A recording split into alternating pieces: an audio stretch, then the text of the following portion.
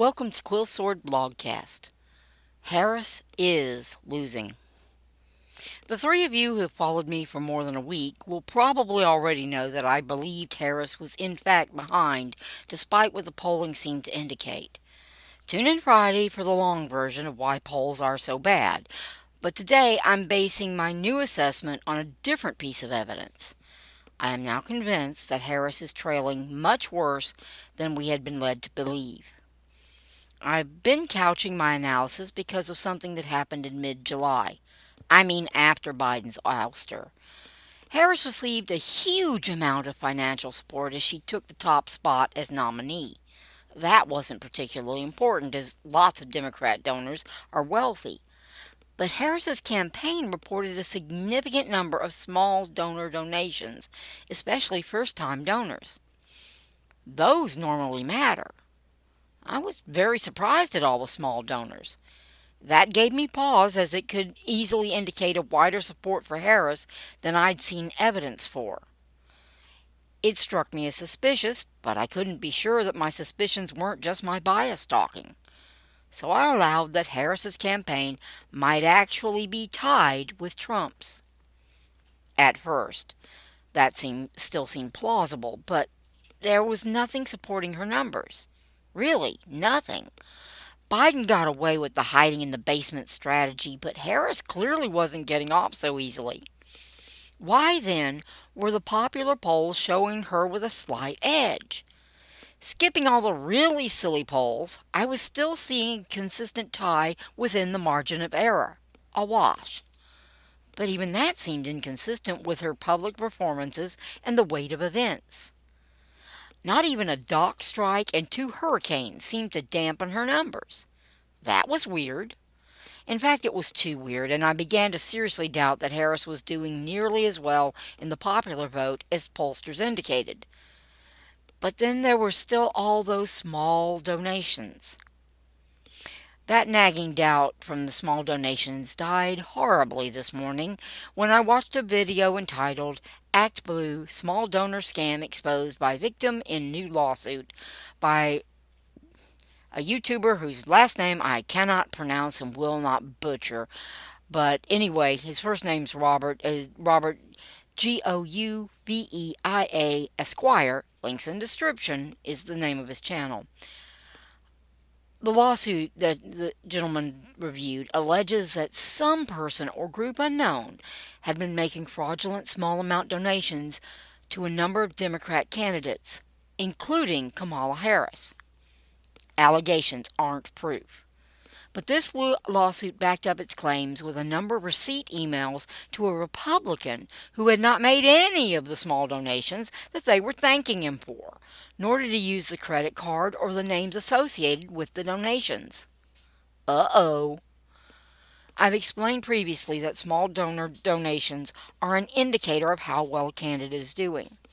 Someone who can't afford large donations but gives anyway is extremely likely to show up to vote, and they are representative of others who also support the candidate but couldn't donate.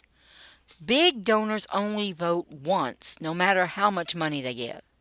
Small donors vote once per donor, and they outnumber the large donors by a huge margin. Just like pollsters will sometimes fudge polls to make a candidate look better than they are actually doing in order to encourage undecided voters to vote for that candidate, faking a large number of small donors can have the same exact effect. Much has been made of both Trump's commanding rally numbers and his sizable number of small donors. That alone could encourage a Democrat operative to fudge the small donor numbers to make Harris's campaign look less pallid against Trump's. Did Harris have anything to do with this, assuming the allegations are true? No idea, and I don't care right now. My job is to analyze the race.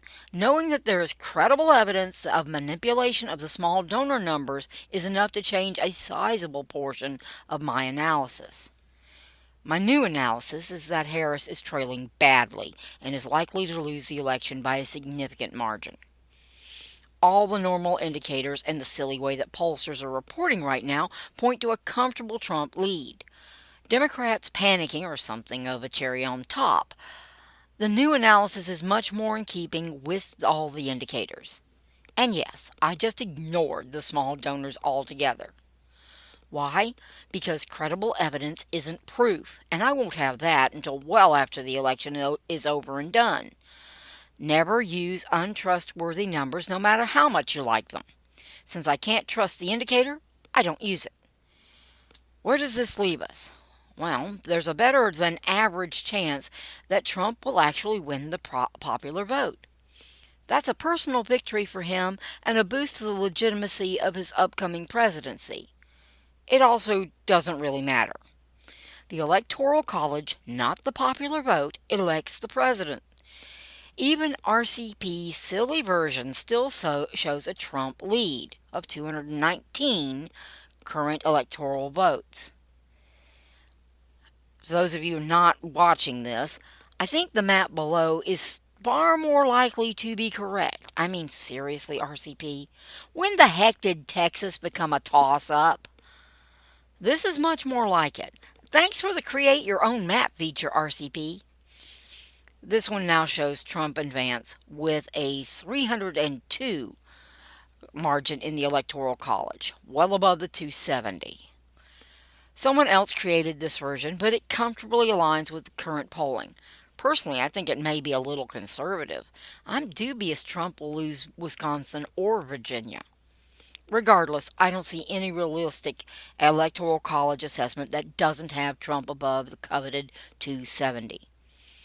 The Fox News interview is likely way too late to help Harris. She should have done that in July. She's got 2.5 weeks left to woo undecided voters away from their plans to stay home or grudgingly vote for Trump. That's not a lot of time. Obama and Clinton both managed to hurt her campaign over the weekend. Last week's interview, Whirlwind, flopped hard. To top it off, Biden is actively, at least as active as he gets, not helping by helping. 2.5 weeks will seem like an eternity with friends like that. Plenty of time for that concession speech. Maybe that porn podcast can help writing it. At least it will be even more unburdened by reality.